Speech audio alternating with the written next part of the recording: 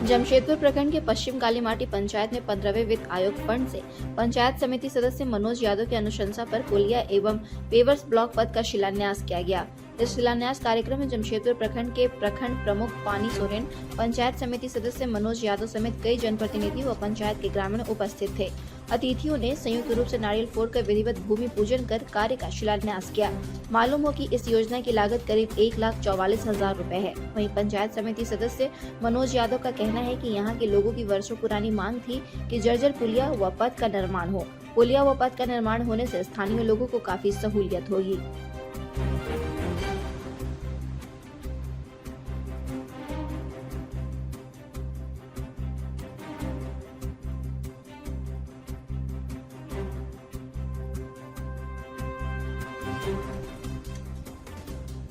योजना संख्या है 352223 और प्राक्कलन राशि इसका है 1,44,600।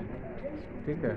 पानी सोरेन जी आए हैं, मैडम पानी सोरेन आए हैं और संगो जी है, वो प्रमुख है, सभी लोग हैं, क्षेत्र के ग्रामीण लोग उपस्थित है। हाँ।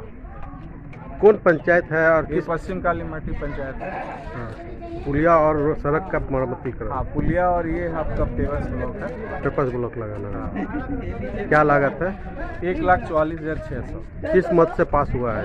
ये आपका पंचायत ये से समिति का मत से पास है।